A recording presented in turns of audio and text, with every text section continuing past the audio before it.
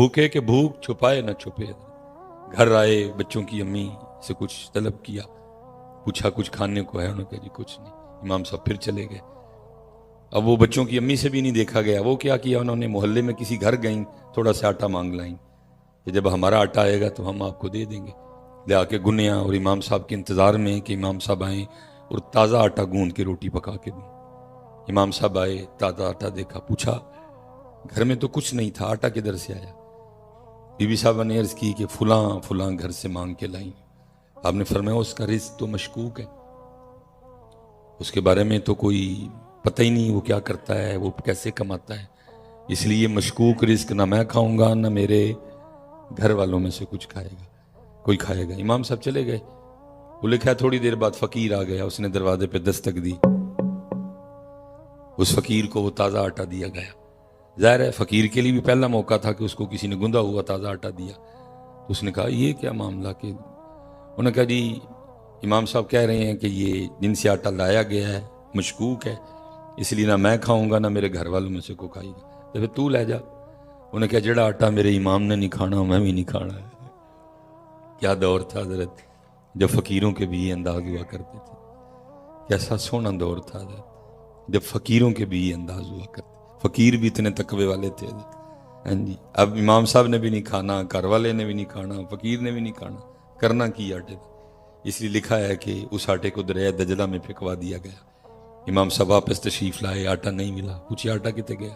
उन्होंने कहा जी तुसी भी नहीं खाना असी भी नहीं खाना। फ़कीर ने क्या, वो कहता मैं भी नहीं खाना, तो हमने दजला में फेंकवा दिया। फरमाया ये क्या जुल्म किया, अब तक उस आटे को दजला की मछलियाँ खा चुकी होंगी, जब तक अहमद जिंदा रहेगा आज के बाद कभी भी दरिया दजला की मछली भी नहीं खाएगा। ये पुत्र मयार थे उनके, लेकिन क्या है अद्धा दसिया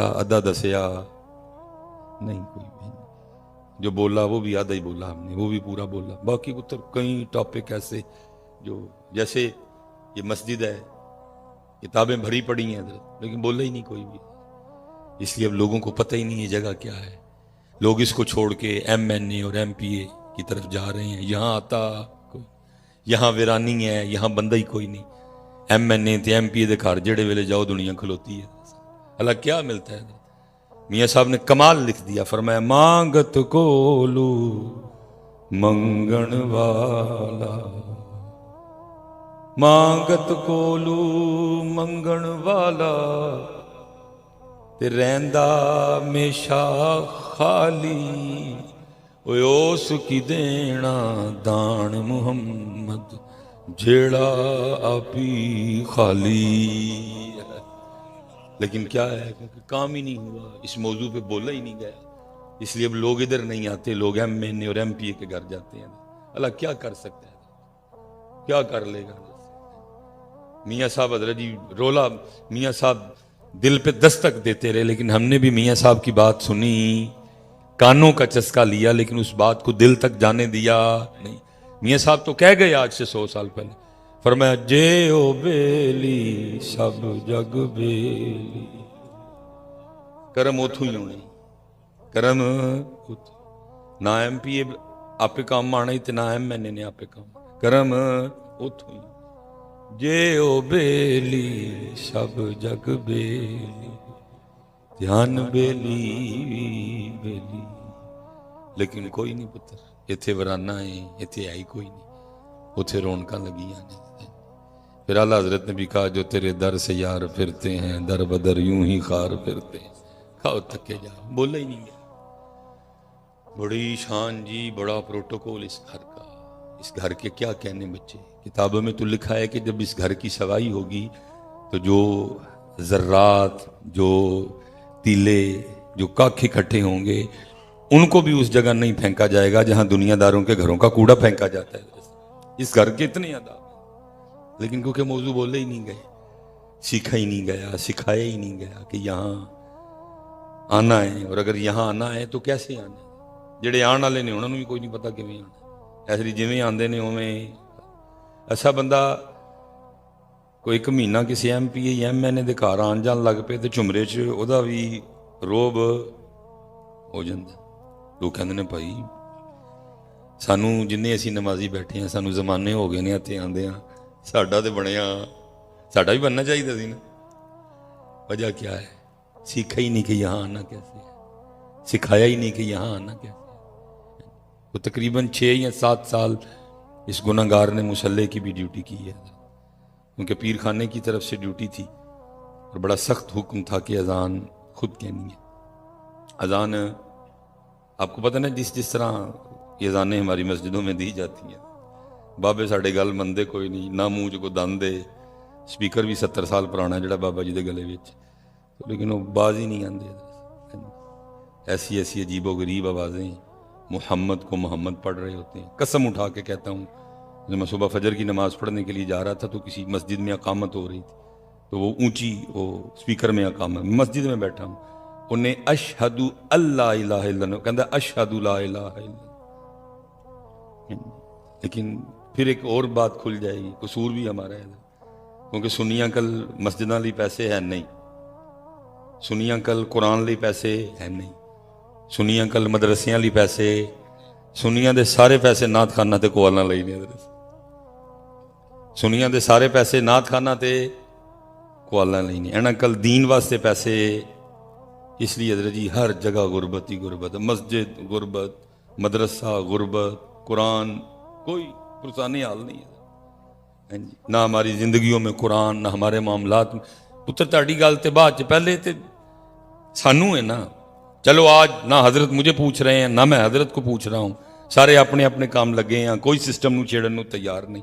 لیکن تیار رہنا ہے ہم نے, یہ اللہ کی بارگاہ میں سوال ہونا ہے کہ تم نے ظلم کیا کیا کہ کتاب اللہ اور کلام اللہ پڑھنے کے لیے تم نے اپنی محفلوں میں بندہ بلایا ایک, اور لوگوں کے لکھے ہوئے کلام پڑھنے کے لیے تم نے بندے بلائے 8, لوگوں کے لکھے کلام پڑھنے کے لیے بندے تم نے بلائے 6, لوگوں کے لکھے کلام پڑھنے کے لیے تم نے بندے بلائے 7.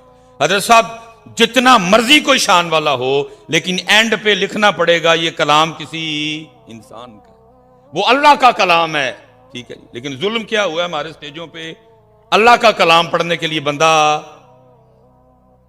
تلاوت ایک, اور حضرت صاحب شعر و شاعری تے بندیاں نے کلام پڑھن دی بندے. جب اتر سٹیج والوں نے قرآن کے ساتھ یہ سلوک کیا ہے تو پھر آپ سے میں کیا گلہ کروں گا, آپ سے میں کیا گلہ کروں کہ تم لوگوں نے قرآن چھوڑ دیا ہے. چھوڑ تو ہم نے بھی دیا ہے, چھوڑ تو ہم نے بھی دیا. اللہ نبی علیہ السلام کی حدیث پاک کا مفہوم ہے, تمہاری محافل میں سب سے بہترین محفل وہ ہے جس میں ہر چیز پہ قرآن غالب ہو. اور دکھ سے کہنے لگا ہوں ہماری محافل میں قرآن غالب نہیں ہے, قرآن غائب ہے. قرآن وہ خطیب صاحب نے بھی, نقیب صاحب نے بھی میری طرح کہیں سے کتاب لے لی ہے, نقیب صاحب نے, جس میں شعر ہی شعر لکھے ہیں. اللہ کرے ان نقیبوں کو توفیق ہو جائے حضرت, اے قرآن دیاں کو 35 آیتاں بھی یاد کر لیں. اور بھائی انقلاب شعروں سے تو نہیں آنا, کوئی انقلاب تو قرآن سے آئے. حضور نبی علیہ السلام نے فرمایا جیسے دلوں کو زنگ لگتا ہے, جیسے لوہے کو زنگ لگتا ہے دلوں کو بھی لگ جاتا ہے. صحابہ نے عرض کی سونے محبوب جب لوہے کو زنگ لگتا ہے مختلف طریقوں سے اتارتے ہیں, دلوں کو زنگ لگ جائے تو کیسے اتارنا ہے؟ فرمایا قرآن پڑھ کے اتارنا, موت کو یاد کر کے اتارنا. زنگ تو قرآن سے اترنا ہے کہ شعروں سے اترنا ہے؟ ٹھیک ہے پڑھو شعر, کس نے روکا یار, کو قرآن بھی تے پڑھو یار, قرآن ہے ہی کوئی نہیں ہے. جب ہم نے قرآن کے ساتھ یہ سلوک کیا تو پھر ان سے کیا گلا. اور میں حیران ہوں کہ حضرت سناتے کچھ ہیں کرتے کچھ. سناتے کیا ہیں کہ حضور غوث اعظم رضی اللہ تعالیٰ عنہ ہر رات ایک قرآن پڑھتے تھے. سناتے یہ ہیں کہ حضرت خواجہ معین الدین چشتی ہر رات ایک قرآن پڑھتے تھے. سناتے یہ ہیں کہ حضرت بایزید ہر رات ایک قرآن تلاوت کرتے. سناتے یہ ہیں کہ حضرت سفیان ثوری ہر رات ایک قرآن پڑھتے تھے. سناتے یہ ہیں کہ مالک بن دینار ہر رات ایک قرآن پڑھتے تھے. وہ اللہ کے بندو ان کے لیے یہ سناتے اور خود پوری رات میں صرف ایک بار پڑھتے ہو. وہ کم از کم یار جے نعت خان 8 بلائے دے جو کاری بھی کو 2-3 بلا لیں دے, کم از کم یہ کچھ سوچ تو لے کے جاتے, کچھ فکر تو لے کے جاتے. ان کو ہم اتنا قرآن سناتے, لیکن دکھ کی بات یہ ہے کہ ہم انہیں قرآن کے قریب کر سکے. اور کیا ہے آج حضرت صاحب قرآن, میں چلو یہ اسپیشل جو میرے جوان بچے بیٹھے ہیں, میں نہیں کسی سے بھی کہوں گا کہ من کو اچھی جواب دے چھڑو, لیکن دئیو ضرور مٹھا جا جواب دے. کنی دیر ہو گئی آخری واری قرآن نو ویکھے,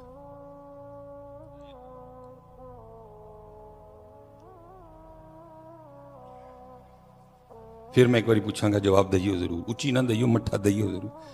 کنی دیر ہو گئی آخری باری قرآن شریف میں ویکھیا؟